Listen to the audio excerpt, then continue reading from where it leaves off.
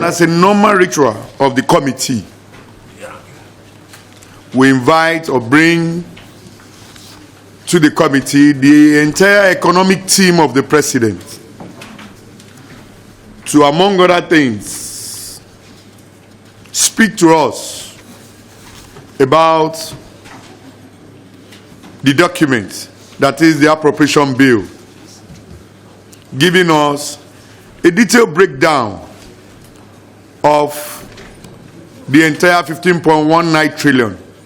But before then, speak to the budget performance of the previous year, which is that of 2025. And from there, we dovetail into 2026. And among other issues relating to the government policies, programs, objectives, which have been expressed in a numerical terms called the budget estimates, and see how far we have gone as an administration, and also what is left to be attended to, and how the Committee on Appropriation can intervene on some of these challenges confronting the nation's budget. It is to this extent that we invite this morning the entire economic team of the president to speak to us on the 58.19 trillion naira budget given to us by the president, and also to evaluate the performance of the 2025 budget in line with the President's directive that the MDA's budget will be funded to the tune of 30% on or before 31st March 2026, while the remaining balance of 70% has since been moved into the 2026 budget estimate. Not only that, this year will be a little bit different. Like in time past, where we extend budget year beyond its current year, this year, by 31st of March, what we have will be only one budget, while all outstanding will be carried into the 2026 appropriation bill, which include 2024 and 2025. But before we move on, before we go ahead, very distinguished colleague, I would like to yield the floor to my colleague to individually introduce themselves to our guests before we commence today's proceeding formally.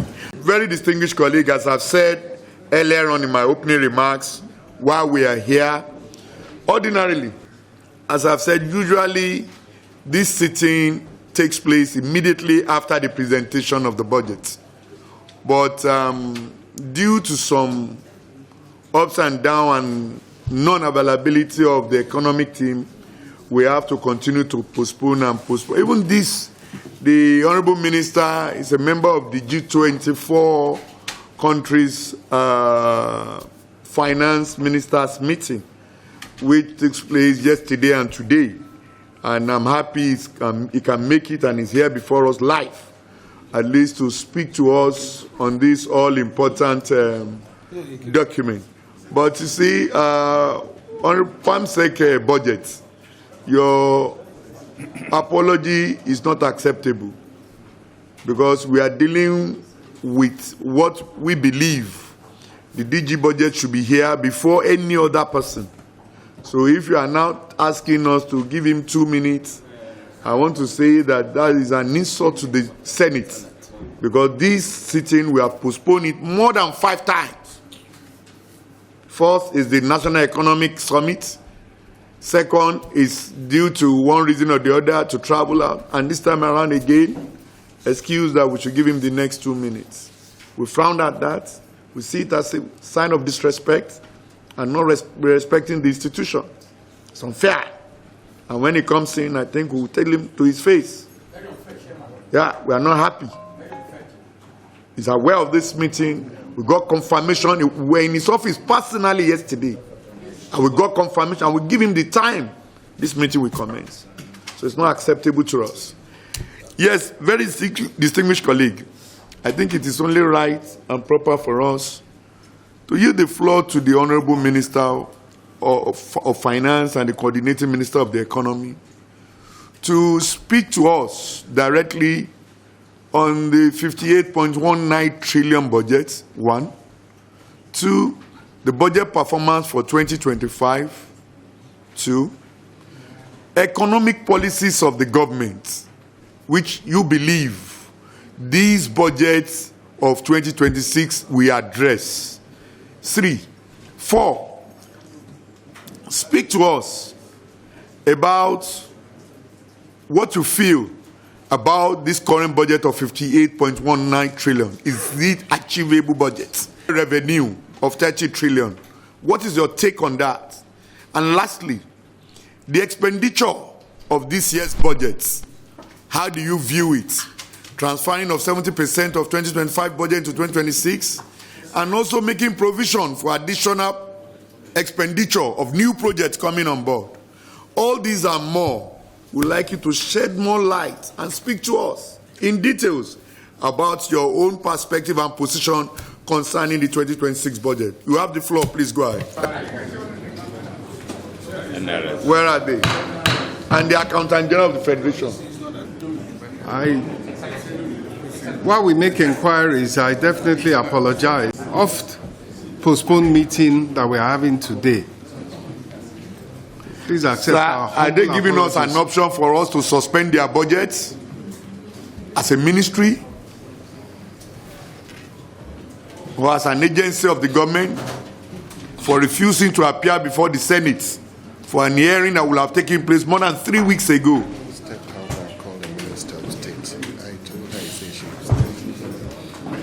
Honorable Minister, we know he's running away as well. Is he afraid of the camera?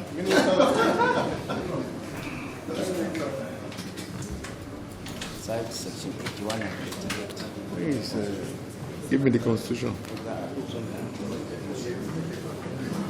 So I don't know how you want us to continue, because if there are questions relating to the Office of Accountant General or Minister for State for Finance, who takes it? So we are worried. We don't know how to move forward. The budget minister came late after waiting for him for several hours. He's here. He managed to come. While the Minister of State is nowhere near, the Accountant General's office is somewhere, maybe relaxing or enjoying. NRS, I was thinking the NRS chairman too will be here. Is he here?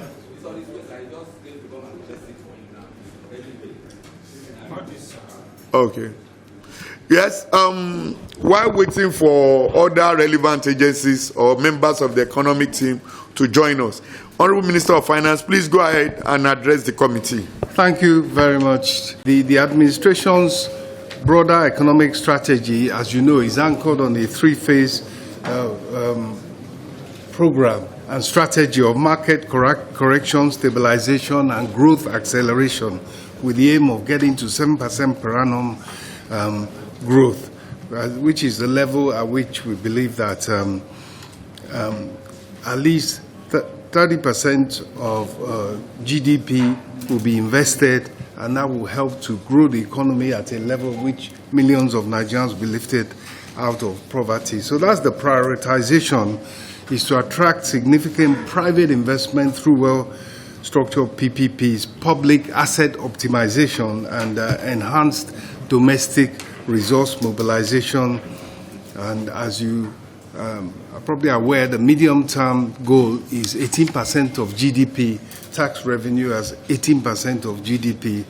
And all these are critical at a time when there's less money coming internationally. There's less money for development coming from ODA, from foreign direct investment, and instead of that, the biggest flow from developing countries is debt servicing, which is out. More is going out in debt servicing than is coming in foreign direct investment, and indeed in overseas development and assistance.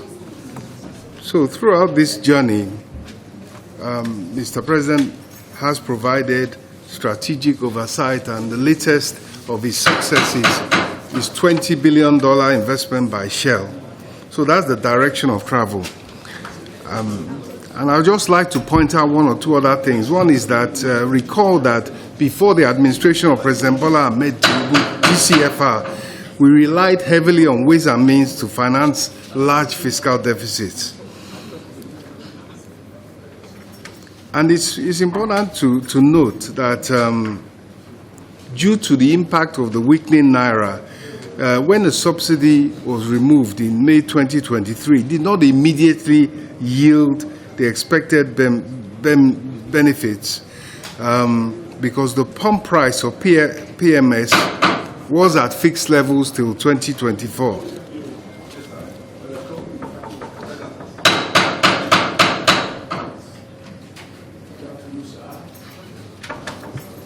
I'd just like to point out also that the checking of ways and means was essential for restoring macroeconomic stability, even though it meant there was a funding gap. Since then, the Office of the Minister and Coordinating Minister of the Economy has worked closely with Central Bank to stabilize the economy through prudent treasury management, fiscal consolidation, debt sustainability, structural reforms, and active engagement with our development partners who, of course, have the cheapest source of funding. Let me just also point out, if I may, with respect, that regarding fiscal performance, it's important to distinguish between Federation revenue and FGN, Federal Government of Nigeria revenue. The federal government receives the largest share of the main federation account, 52.68%. But it receives a lower share. Down now, last year was 15%, now it's down to 10% of other non-oil revenues such as VAT. It's important to make that distinction. This means that oil revenue underperformance. Oil revenue underperformance.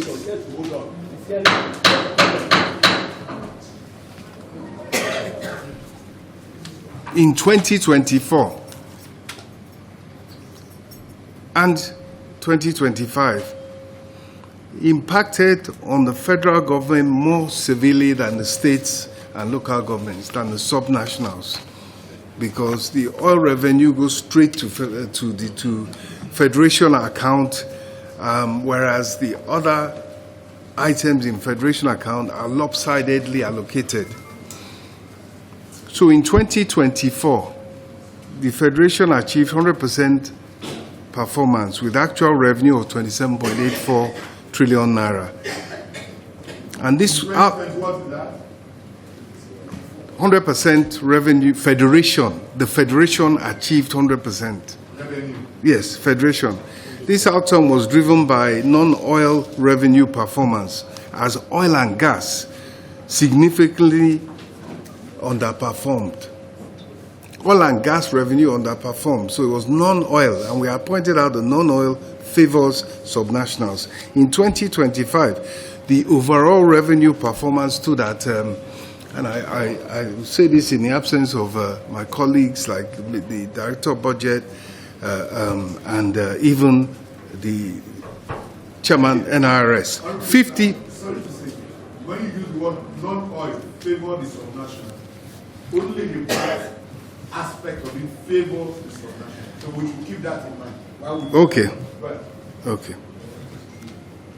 Okay, non-oil, largely VAT.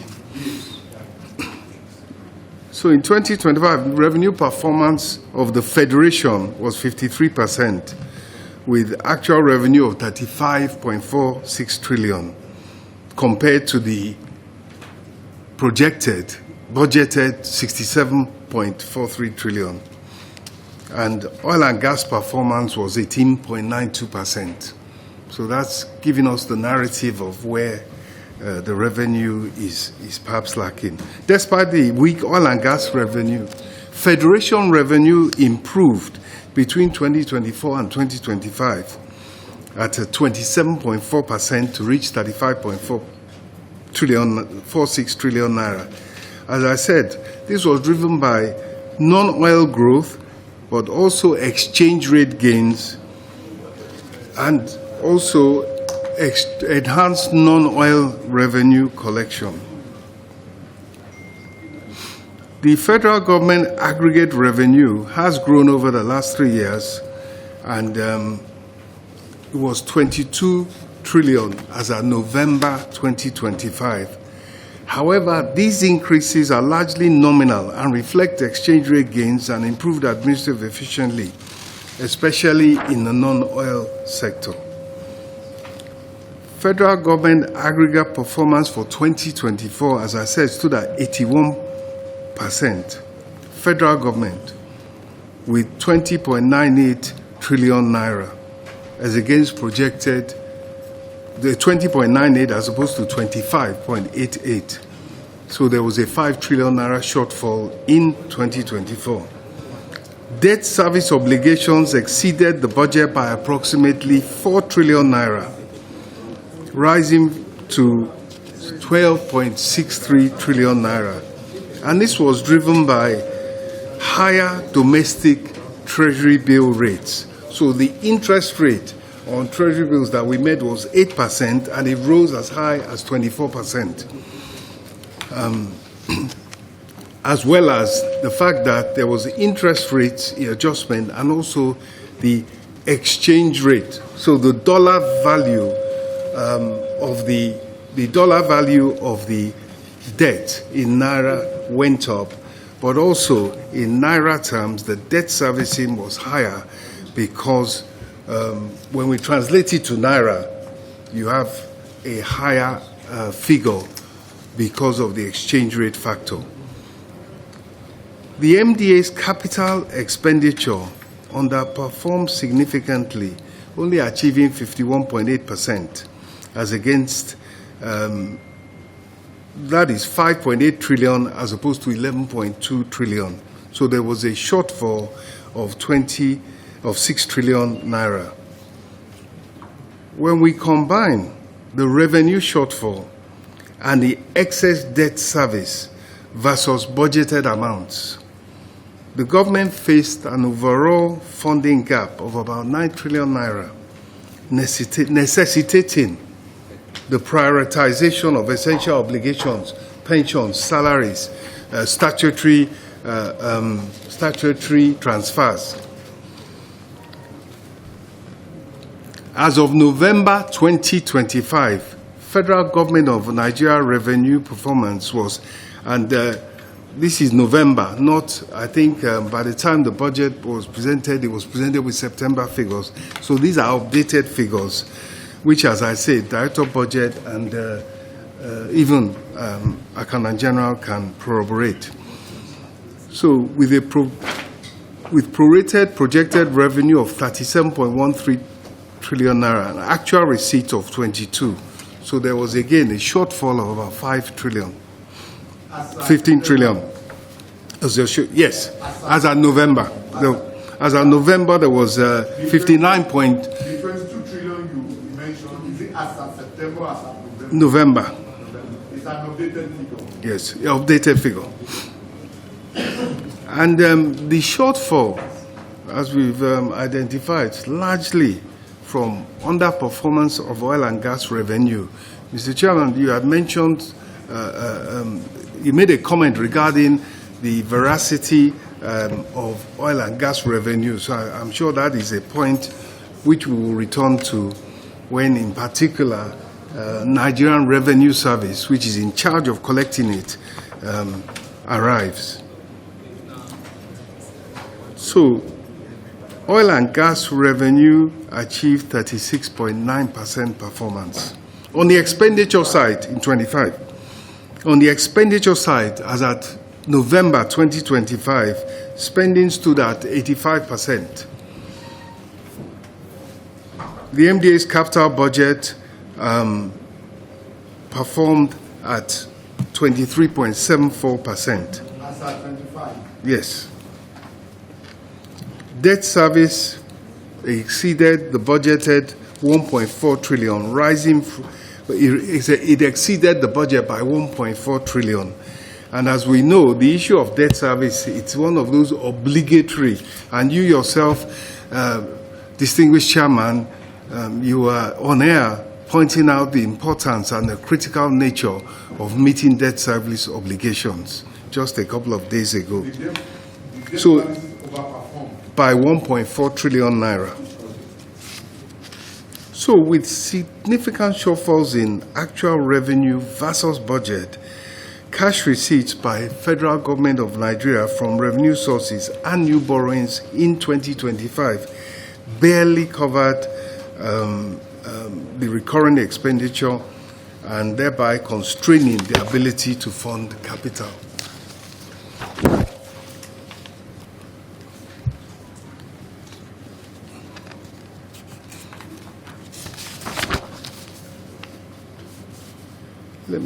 Notwithstanding the tight fiscal space, government, as a result of the impact of the bold reforms of Mr. President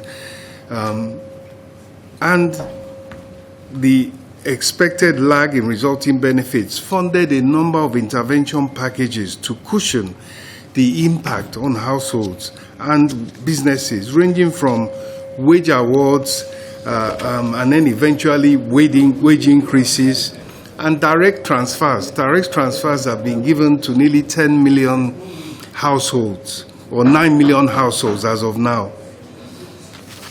And of course, there was the CNG intervention, all aimed at cushioning the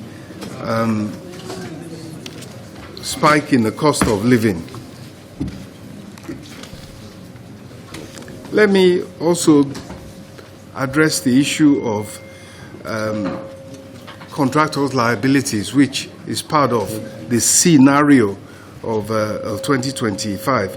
Whilst efforts are underway to resolve all verified outstanding contractor liabilities, it's important to state that the accumulation of contractor liabilities have largely resulted, distinguished chairman, from non-compliance with provisions, the applicable provisions of the Procurement and Public Revenue Management and Control laws, such as Fiscal Responsibility Act, Public Procurement Act, as well as the guidelines and circulars issued by, amongst others, Ministry of Finance. Non-compliance with those laws is what led to an accumulation of contractor debt. And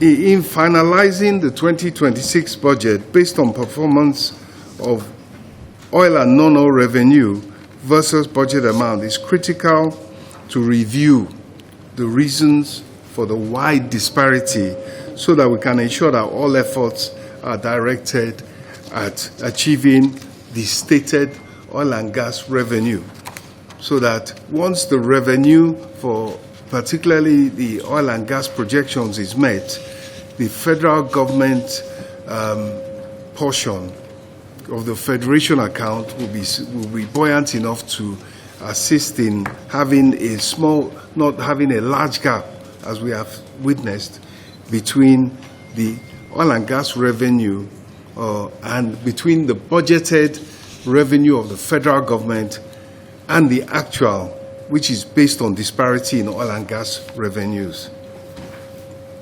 Distinguished senators, let me take this opportunity to clarify the public discourse regarding the current debt stock of around 152 trillion naira. This increase compared to 2023 is driven primarily by transparent accounting. Thank you. By transparent accounting corrections, not excessive new borrowing by the present administration. The major drivers of that figure are: one, recognition of historical ways and means totaling 30 trillion naira, which was just left outside and not counted as part of the obligations of government. Secondly, there was a revaluation of external debt, and given that in naira terms, when the exchange rate was adjusted, that meant that the dollar portion of total debt went up in naira terms, and it went up by 49 trillion naira. So out of 152 trillion naira, you have 30 which is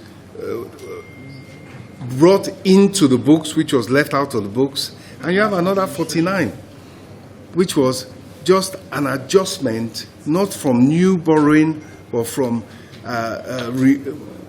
revaluing at the new exchange rate the dollar borrowing. So that is 79 out of 152. Importantly, over the past 3 years, the administration's borrowing has remained within approved budget limits, and it's approximately 27 trillion in total. And so that stands in contrast to what, if I may say so, is a certain perception of uncontrolled borrowing. You asked me also, the 2026 budget. The key item I think I've referred to regarding the 2026 budget of 58.4 trillion naira, which distinguished senators you have before you, is the fidelity, the accuracy, and the probability of achieving the oil and gas revenue. And on that, I will ask, because under the widely acclaimed, not just in Nigeria but across the world, tax reform program, it is the newly minted Nigeria Revenue Service that collects the revenue. So perhaps it is fitting that the person that would have looked at that figure of oil and gas revenue, particularly from the NUPRC, is the chairman, NRS, so maybe he can speak to the figures which he has got before him and which he has the task of collecting. How achievable is this figure in line with the current reality of the gap in shortfall which we have witnessed within the last 2 years? The NRS chairman, if you are ready, we are ready. You have the floor. Please go ahead. Leaning on to what my boss and Honorable Minister of Finance has said, which you've also identified about the reliability of the figure produced as oil revenue. What I would say is that going by historical perspective, if not for just what Mr. President just did yesterday about the executive order that has stopped the 30% frontier and 30% management, that all these ones should be remitted to Federation account now, compared to what we used to do, which is head by NMPC. But going by our own historical perspective, we have to look at that figure. And possibly what has happened is that Budget Office, they are privy to what Mr. President is about to do before projecting that what they have in the book. If not for what they've done, I would have said that we should take caution in taking into consideration the figure that we have as the oil projection. Because if you look at it, it's roughly 47% of the total oil revenue coming to Federation, including what goes to oil producers, which is not, in that sense, there is no way that would have been something we should effectively plan with. But taking into consideration the new executive order that we have now, so I will say that you give us time to include that in our projection, then we come back to you to know what we should look at as far as that revenue line is concerned.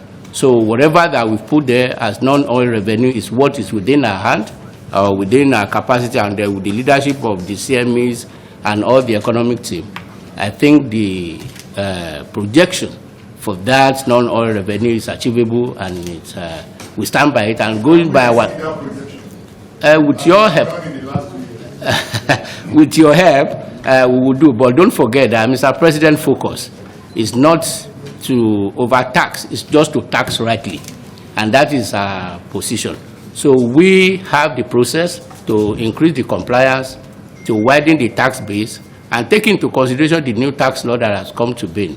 We believe that we will achieve the target that we set. And looking into 2026, they equally agree that the projection of 30 trillion revenue, oil revenue, is also a little bit of a challenge. But in line of the executive order signed yesterday by the president, and that is because we've not in any way interfered with the PIA Act since it has been passed, and that is two areas that the Nigerian Senate should look into in amending, so that for once we can bring more money into the revenue coffers of the government. I still have other questions regarding the JV asset and other things, and also regarding the quantum amount that we use in servicing debt in every financial year, and also the huge amount of the debt stock of 152 trillion. But before I go into details of that, my dear colleague, I want to yield the floor to you to ask questions, to speak to the budget, speak to every item that you care to, the economy itself, government policies, programs, and everything. They are here before us to speak. I start with Senator Abiru. The implementation of the budget vis-a-vis the declaration of state of emergency by Mr. President. The declaration of state of emergency on the security sector by Mr. President implies that a place of prominence will be given to the security architecture with regard to funding so that they can discharge their constitutional responsibility without let or hindrance. But in the course of our interaction with the various security agencies, we have discovered that they got zero allocation with regard to their capital budget. And this is completely in contradiction to the state of the emergency declared by Mr. President on the security sector. It seems like we are appropriating and reprobating at the same time. We cannot declare a state of emergency on the security sector and fail to fund them properly in consonance with that declaration. So I think even within the limited resources that we have, and in view of the avalanche of security problem that we have across the nooks and crannies of the country, the security sector should be given priority, even within the limited constraints of resources that we have to fund our budget. Thank you. I would like to start with the last conversation between the Honorable Minister of Finance and the Chairman of NRS, and that's speaking to the oil revenues. And the contribution I'd like to make around that is that, one, the assumptions for this current financial year, I think we need to be very practical with ourselves. It is estimated at about 1.84 million barrels per day. Now, in this estimation, I would like clarification as to, is there any portion of it that is encumbered? I.e., is there a portion of it that you are using to service all of your either inherited oil contracts that you have had in the past? And I'm sure you understand what I mean. Has that been factored in so that, you know, if you look at the oil revenues for last year, as at mid-year, the performance was very dismal at about 41%, and I hope I'm correct. Now, so the question I'm trying to ask is that the estimate for this year, have you factored in all of the forward oil contracts or oil sales that you have done? Have you backed them out so as to be very realistic? Because I don't know what accounted for the dismal performance of prior year. I'm assuming, so what the clarification I want is that we need to get that clarification so as to be very sure that the projections you are making are very realistic. That is one.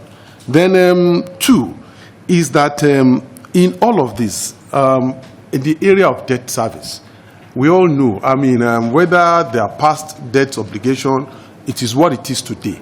And the fact remains that we need to continue to service it. Now, in the current budget, we have an estimate of close to 15 trillion earmarked for debt service. That in itself covers almost about 4 critical sectors or critical agencies, whether you're talking about defense, you're talking about education or health. If you aggregate all of that, they are not up to 15 trillion. So my question is, how do we deal with this? It's an obligation we've got to meet, but there must be a way that we either restructure or a deliberate attempt to see how we wind it down such that in the future it doesn't continue to hound the budget pressure on us. So I think that is the second point. And the last point is that I also want to speak to some of the expenditure budget. I don't know how well we have scrutinized all of them. The other day, INEC was projecting to build hospital, and with an estimate. Those are not the kind of responsibility that we should be seeing in the budget of agencies. They either use public hospitals. So, and I'm sure that there are several other agencies that are doing the same. For example, if you look at last year's budget of customs, there are huge amount projected for housing estate and all of that. These are areas where we can mop up revenue in order to enhance the revenues of the federal government. NUPRC, go and look at their budgets. I don't know how well we have really scrutinized those budgets in order to moderate all of their expenditure appetite so that we can enhance the revenue that is meant to, resolve the issues of either the budget, the federal government, or the needs of the people. So, Mr. President, Mr. Chairman, I think those are the key areas. Oil revenue. I talked about the oil revenues, and I talked about the debt servicing, and equally the expenditure, scrutinizing the expenditure. 2026 will be a different year than 2024 and 2025. Lastly, sir, this National Assembly has spoken severally about the centralized payment system. And up to this period, we are receiving or debating the 2026 budget. We have not had a solution to the centralized payment system. You have also indicated in the past, collaborating what you said, Mr. Chairman, that this centralized payment system was one of the problems. Why is Nigeria an exception? And in spite of the failure of this centralized payment system, do you hope to change it, or do you want to stick to it? That is my 2 questions, sir. Mr. Chairman, let me say that when we were having the debate on this budget, doubt as to whether we'll be able to meet the oil benchmark, the target, the production quota, doubt as to whether the estimates about the foreign exchange projections were realistic. And let me say that the minister and your team and the administration, in my view, surprised some of us on the exchange rate. When last year we were having this debate, we were doubtful about the projection that it will be 1,400 to $1. But now, I think it's even getting slightly less than that. Yes, it's slightly getting less than that. You see, for some of us who have been in this, we are committed to the national interest. If we are raising issues and concerns and questions, it's not because we are in opposition for the fun of it. No, we are doing so in the national interest. Now, when you do well and you have surprised, it's also appropriate to say you have tried. So, Honorable Minister, you and your members of your team are trying to at least meet up the target, which some of us were skeptical about. You should do more. And tell the President that on this call, Senator Dixon says at least he and his federal government and all of you have done well. But you should do better so that we get to a situation where the exchange rate was in 2023 when you people took over. But I can see the effort being made, and I thought I should commend you. The other issue I wanted to raise has been mentioned by Senator Ningi, which is why the non-release. We make a budget, we don't make a budget as an annual ritual. No. You spend all the time with the Minister of Budget, my good friend, and all of you working the federal apparatus, preparing budget to us. We sometimes even suspend our own vacations, stay for long hours, scrutinizing it, and supporting, as Senator Ninga has said, everything that the federal government, the executive arm, all the support they wanted from this National Assembly, from this Senate, we have given it all. But ministry after ministry, the recurring complaint is non-release. Almost zero implementation or performance. That is very sad. So he has already said, so you need to speak to it. The other issue is you talked about shortfalls. I mean, because budget is an estimate about what you expect to get and what you think you might spend. If you don't get, you may not be able to spend. But Nigerians need to know specifically. I don't know if you said so before. I would like you to be specific about the shortfall in terms of percentage and in terms of the real figures, so that even all of us here, members of this committee and Nigerians, can understand the sort of the indices you are dealing with, the dynamics you are working with. And that will inform us to assess you better. Then you also talked about household transfers. Now, for me, a social democrat who likes emphasis on welfare, this is a laudable project. But we need to know how much. I have not seen many people, even in my constituency, I don't know if their stories is different, who says, oh, we have been receiving this. But whether it is effectively done and how we can oversight is another issue. But please, if you can let us know how much really are we saying has gone into this, which is a laudable thing, and I support that. Then the contractors' liabilities. Today you are lucky that you freely drove into this National Assembly with members of your team. Maybe the Contractor Association are not aware that you are coming. And they better not know, Chairman, until they have left. They have left us. But whatever you do here, it is we they come to worry. And rightly so, because we are their representatives. So please, now that you are here, can you speak to the challenges you have? I don't believe that you are doing so deliberately. I've been chief executive myself. But this is an opportunity for you and the government to explain once again the challenges you are grappling with. Include perhaps the issue of that Senator Ningi talked about. That is that centralized system. And I think the Accountant General should be here. I've not seen him before. Okay, he's here. Okay, good. Okay, fantastic, good. So maybe speak to us so that Nigerians and contractors will be more enlightened. Because these contractors you are seeing, they are the people we represent. Then oil and gas revenues, Honorable Minister. Can we have the shortfall level and your performance level? And then the issue Senator Abiru raised about the debt servicing. Thank you very much. Chairman, thank you very much. As we speak, seriously threatening. Before I let, dear colleague, I would like to round up this session, the first round of questions with Senator Adams or Sheomole.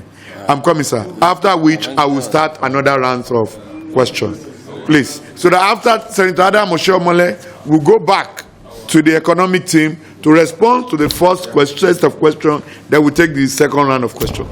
I want to commend the monetary authorities as headed by this governor of the central bank for whatever he's doing that is enabling the Naira to appreciate. Because any one of us who have had the privilege of managing whether subnational revenue or national revenue, the important thing is the purchasing power.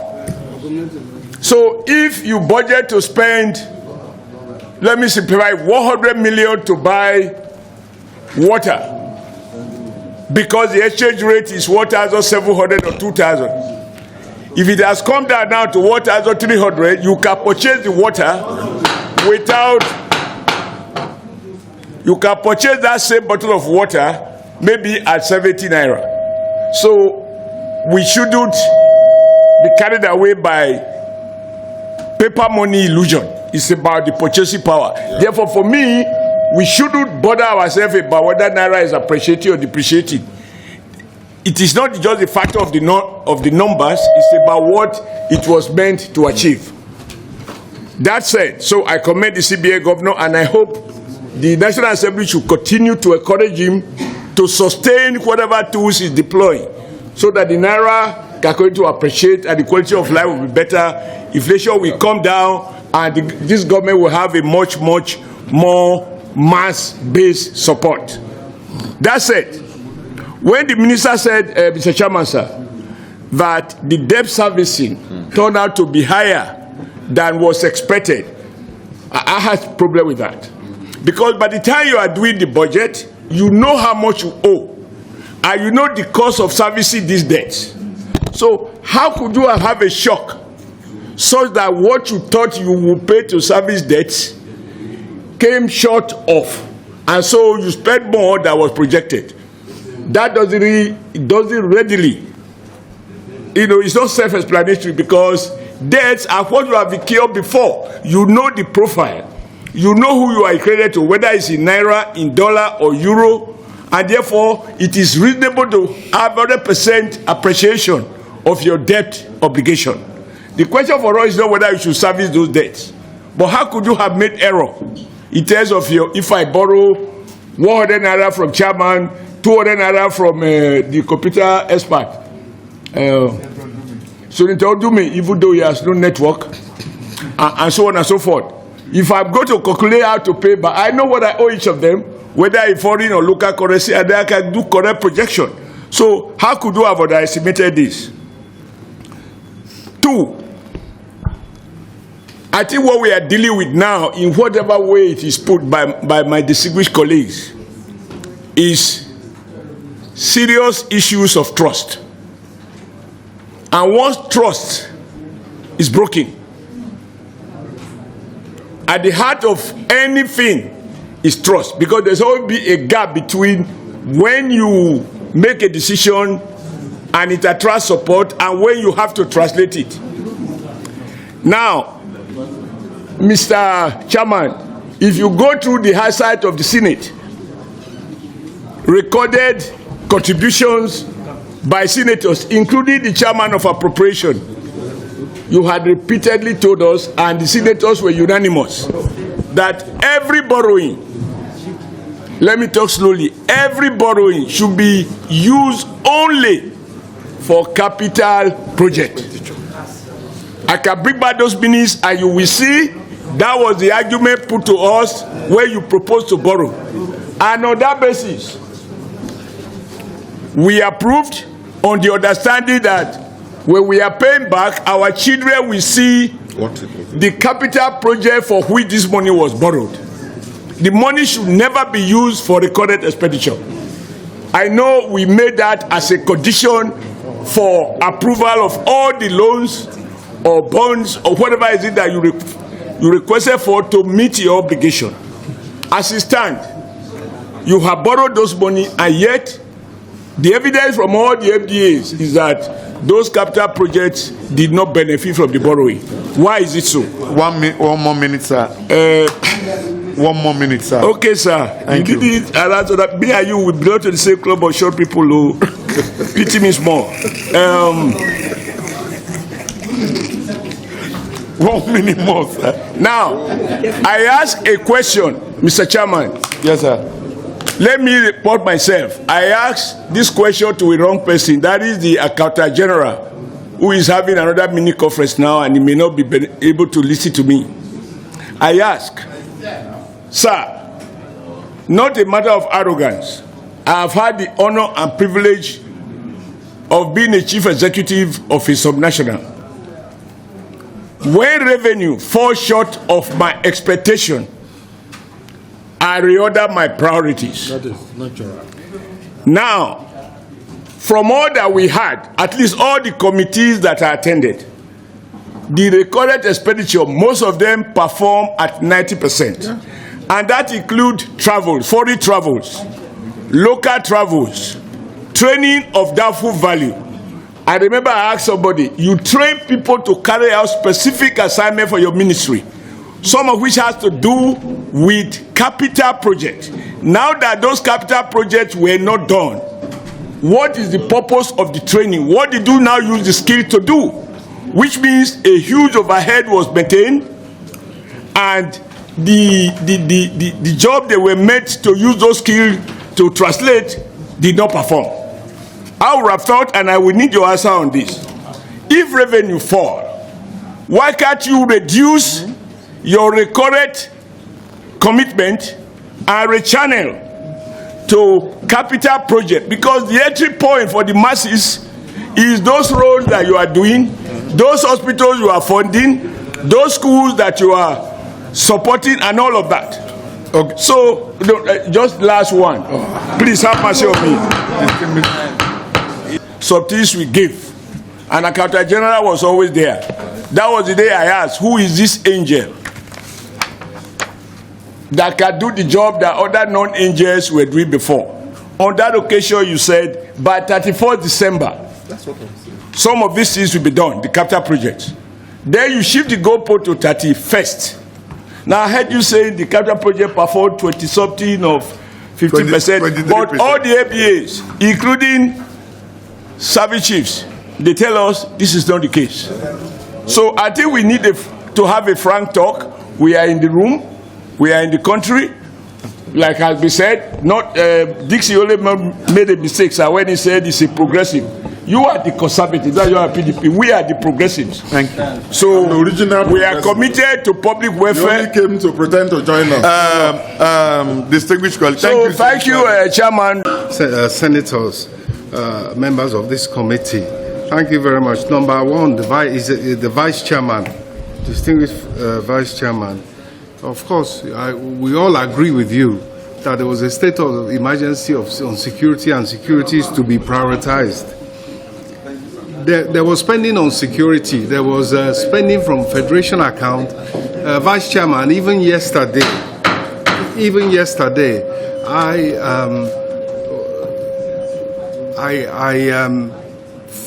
helped to facilitate and even send the evidence of payment. It was for a foreign. It was a foreign procurement that was critical. We even, I know we're on camera and so forth, but they even had to call from the counterpart country, and that was a payment for security, was payment for equipment for the security forces even yesterday. So that the fact that there's nothing been spent, sometimes they categorize, but I can assure you that the emergency funding has been given. I can assure you that critical payments, at least twice this year that I know, foreign payments have been made for equipment. So in a nutshell, you are right. It is to be prioritized, and it is within limits being prioritized. Senator Abiru, all revenues.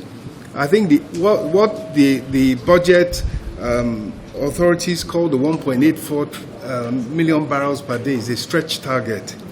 It's a stretch target, so that you don't want them going to sleep and saying that we have 1.6 and that's good enough. So it's as long as you don't spend what you don't have, it's a stretch target given to the oil authorities. In terms of forward contracts, you yourself, I'm sure, as you know, whenever such a contract is entered into, the future production actually meets the obligation. However, there's a big margin normally left.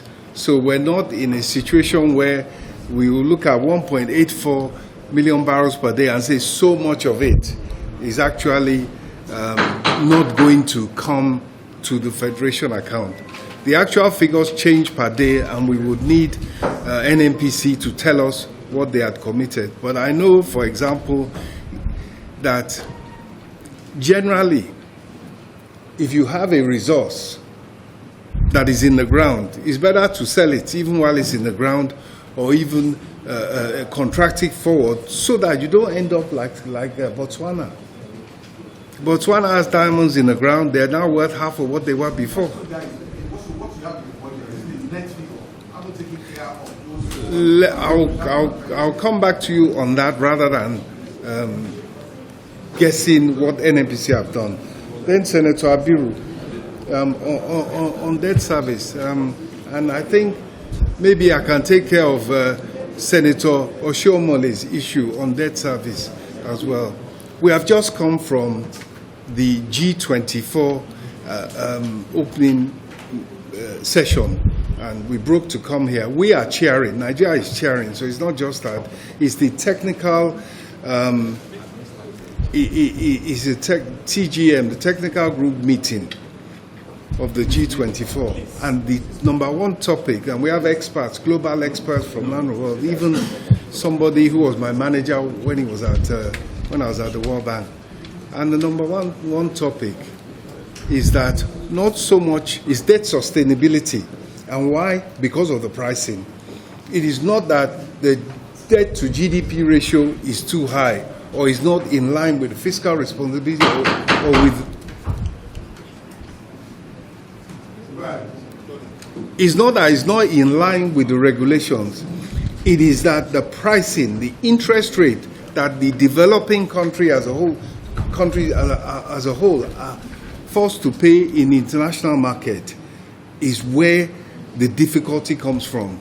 And there's a hue and cry around the world that something must be done about the high price of debt so that the high debt servicing costs can come down. I'll deal with the issue of variable rates shortly, but no less a personality than His Excellency President Bola Ahmed Tinubu, GCFR, the President of the Federal Republic of Nigeria, has dived in to that all-important area and called for an African credit rating agency. He's calling for affordable financing. Once you have affordable financing, you're home and dry. So the issue of the not being able to predict interest rates, apart from that, you'll be a billionaire if you could, but leaving that aside, sir, or you'd have even more than you have, sir. Leaving that aside, the issue is that the president is a Democrat. The president believes in I'll call it the autonomy, independence of central bank under the law. So he cannot dictate interest rates, and we have seen around the world what it means and how important it is to be able to. But if you cannot, so for instance, in 2023, when the president assumed office, he was paying 8% for treasury bills. It went as high as 24%, because what it is.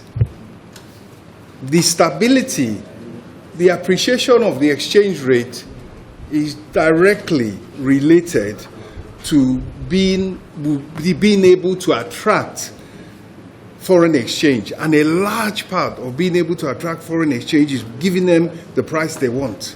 Then they give you the foreign exchange. Then you have stability.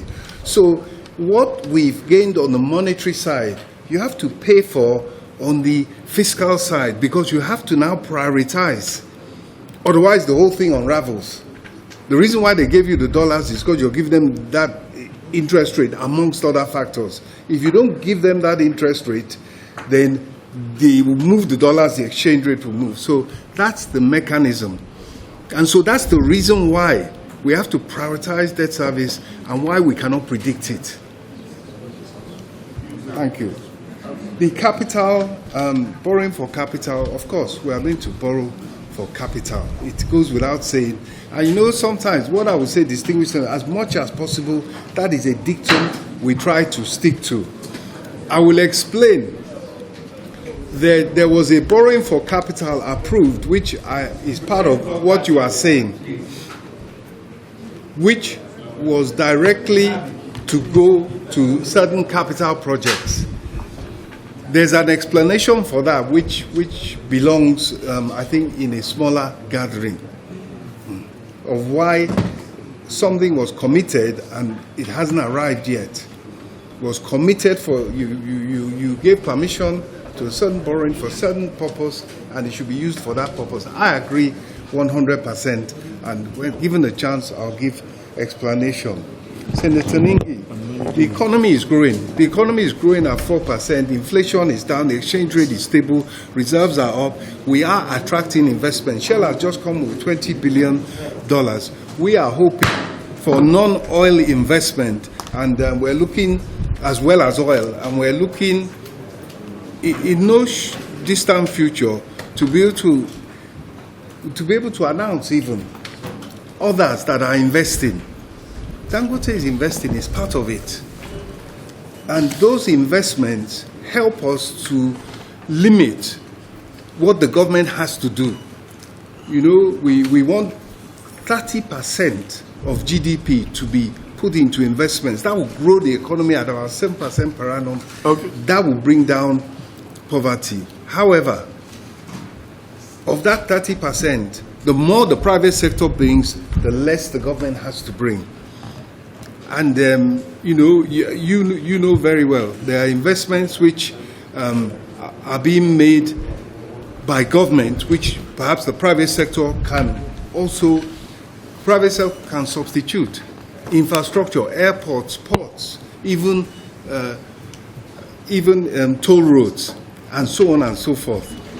So, what I would say about the issue that you raised, sir, is that there is benefit from what is going on now. And I will also say that, just to remind us, that it is the National Assembly that dictated that the 2024 capital budget should go to the year end. So it's like... Upon your request. Upon your request. Yeah. The capital budget. Of which year, sir? 2024. To do what, sir? To go to December. Yes, we extended the budget till December. Exactly. And as we speak, part of this budget is yet to be funded. And we have to now move this outstanding balance into 2026. 2026. 2026, yeah? 2026. I will explain better. Let me address the issue of... Honorable Minister, sir, why are we not funding 2025 budget? It's a topical question. So we want you to speak to that. Distinguished Chairman, yes, sir. I tried, when addressing the issue of raised by Senator Oshomole about funding the capital budget, I tried to... this man, you are distracting the proceeding, please. At the time... you don't want me to walk you out? I myself had... What I saw was a plan whereby it was funded, the 30% was funded. That's the plan that I have seen, and I haven't seen any other. I don't understand, sir. I was expecting the minister to give us a recorded guarantee that by the end of this year, all these challenges would have been. Right now, yes, we can. I think to answer Senator Ningi, I must say that under the 2026 budget, to the extent that everything in the past has been cleared up, which it will be, yes, it will be. I must say that in future, the issue, particularly the one of the timing of contractual liabilities under the law, that will no longer arise. And that's an important part of balancing revenue and expenditure. And as I said, all issues that we have asked, and I know one of those issues in the front burner is the funding of 2025 budget. And I'm coming on 24, which the president have promised that it will be funded 30% by 31st of March. And our concern is, up to now, nothing has been done. And that's the question you're asking. That by 31st of March, if nothing is done, what do we do? So we have to still move that money again into 2026. And we have asked the direct question. And I've put emphasis on it so that the Honorable Minister can tell us. But what he's saying now is that what is here as planned is that they are funding 2025. That he has not seen anything beyond that is not yet being funded. And that is the clarification or the clarity I want the minister to speak to, so that all members can be clear about it, that the president make the promise and they are working around the clock to ensure that that promise is fulfilled. So, Honorable Minister, can you speak directly to that? Then I come to Chairman NRS, who wants to say something. What I read was not funded, was not moved to service-wide vote 2026. Correct. The 30%, there was a plan for it. You provided the funding, and that was the plan. Yes, I agree with the Honorable Minister of Finance. We provide the funding for about 1,150,25 Appropriation Act. But as we speak, we don't know what's happening. The Honorable Minister of State, who is now given this responsibility to handle that, we also speak. But before I come to her, the NRS Chairman, you have something to add to this? My bosses that are here, thank you for the commendation. I just want to put it in perspective. And the perspective is that when economic works, it works for everybody.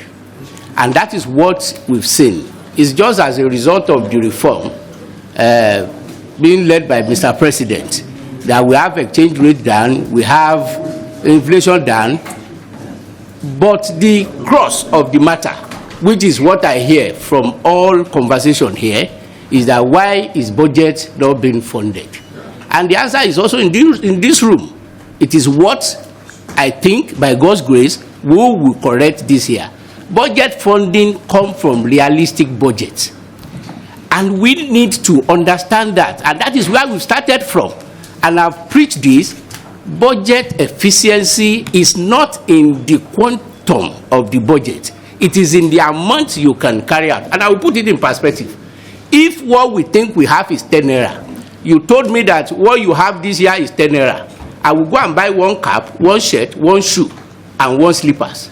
But if you give me the impression that I have 100 naira, the first 10 naira I can use it to go and buy 10 caps, no shirt, no trouser, thinking that when the next one comes, I will use it for shirt and the other one will never come, and I have problem of even the cap, I can't wear it because I can't go out naked. And that is the question where we started from. Now, I just want us to, without saying let's forget the past, that the new realistic way of budgeting that we started now, let's just go on with it. Because when I look at the issues, starting from my senator, when you talk about prepaid, whether we've sold the crude and everything, sometimes we forget the structure that we have in the country. NNPC is no more corporation for federal government. NNPC is a limited liability company. It is like Mobil, like Shell, like other. The only connection between NNPC and Nigeria today is their taxes and royalty. Let them produce 2 million barrels or 3 million barrels. It has no impact on federation revenue because this crude produce is being shared by Shell, Mobil. The only connection between government and whatever we produce is the taxes and royalty they pay, which means the focus has to be on the cost of production. Because if the price is 64 and then they use 55 to produce, what is the difference? So we need to know, and it is PIA is passed in this place, we know. So the changes that we have to make is what we started making now. And it is in how much can we realistically get from oil. If you look at the projection, which is why I said that we are coming back to you, the projection is that 47% of this amount of the total oil company, all in Nigeria, will come to us. We are no more corporation. So how realistic that is what I'm saying, and that is what I told you. So where problem comes, when people talk about centralized or decentralized, if you have 1 naira, whether it's paid centrally or you decentralize it, it cannot cover 20 naira liability. So it's not about the mode of payment or whether decentralized. If you decentralize, you would not transfer money that is not available. I'm coming, sir. I'm coming. So the realistic way is what we are doing. When budget, which is the starting point, when it is realistic, whatever, and that is what Mr. President promised. If you listen to what Mr. President said during the budget presentation, he said, guns are those days that will run this and that one. Now, I know, and I can speak on behalf of the economic team, whatever Mr. President has agreed as to the implementation of budget, he has planned to carry it out before the deadline he has given you. That I can tell you. Okay. Going for what he has promised you. I know the work is underway to get that done. And going forward, that realistic way. Wait now, hold on now, please. That realistic way of getting it done. So we have to do it. And that is when the real funding, as we propose, or you want it, can ever come. But when we have the budget where the assumption is not real, so no matter the kind of system we put in place, no matter it will not work. And that is what... Chairman, distinguished colleague, please. The challenges that is contained in this document we have before us emanated from the executive, not from us. Yes, sir. I'm coming. Emanated from the executive, not from us. Yes. And if there are any method or standard you want to use to prepare your budget, it should be a clear-cut understanding of the policies and program of the executive, which you expresses in the numerical terms called budgets. So whatever you have profiled, you have said here this afternoon, is just a clear indication that we don't believe or you don't have the full confidence of this 58.19 trillion budget. No, that so my question is this. I'm coming, sir. My question is this. Two things. One, the revenue you declare, is it for federation or for federal government?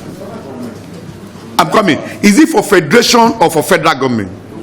I ask that question because the gap between what was realized and what was budgeted for is too wide. How can we explain 18 trillion 18% performance in revenue on oil revenue in 1 year, and in 2025 36.5% performance in oil revenue, when the actual performance that we need to get as at that time, we are not yet 50% and the year has come to an end. That's the point I'm making. Exactly. So the question now is this: we want to ask you, do we reduce this budget or we leave this budget the way it is? Because we need to have a clear-cut understanding and clarity about where you want us to go concerning this. If this budget is faulty, if there are questions on the budget, let's speak to ourselves. Do we reduce this budget or we leave it the way it is? If we are not reducing, then you are telling us that you will meet the targets. Because in his opening remarks, he said, as a result of the executive order signed by the president on the frontier exploration and the management of 30%, that will free some revenue that can be used to fund this budget.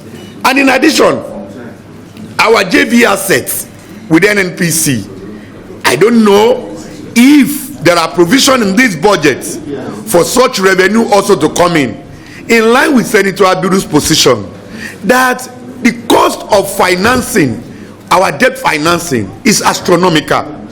And we believe that if some assets were disposed and used to pay down this debt, two things will be achievable. One, we bring down the quantum in terms of the debt side, our debt portfolio.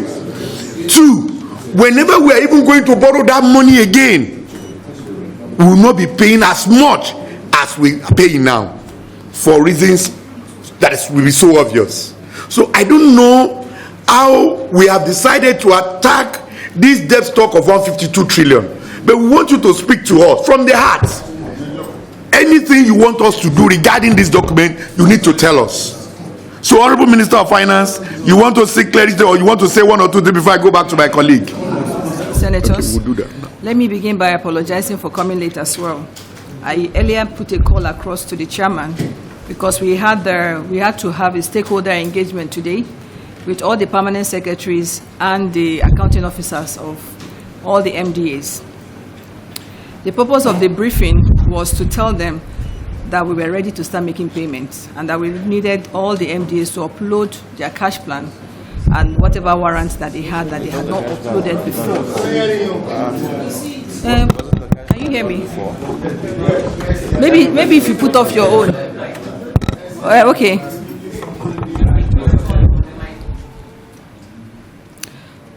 So basically, as at today, all the payments for 2024 will start.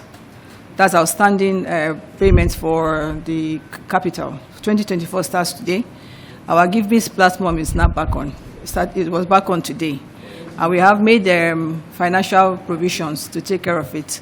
2025 as well also starts today.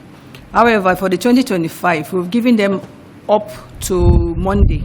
So they will work across the weekend to upload all their cash plans for 2025, and they will start the payment.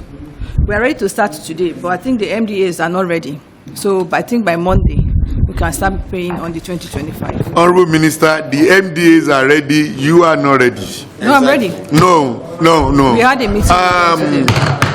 Okay, Agree with the minister in a way. If they are ready, the we pay GB today. platform crash, and they don't bring it back just this week. And as such, there is no way the MDAs can upload. So, if he has given us up to weekend for them to work, so that they can upload, then so the MDAs cannot be ready when the GB platform is down. Now that it's back on stream, then you are giving the MDA up to next week Monday to upload so that payment can commence. At this point, very distinguished colleague, we gentlemen of camera, media and everything, we want to dissolve this committee into executive session. So you can leave us for now.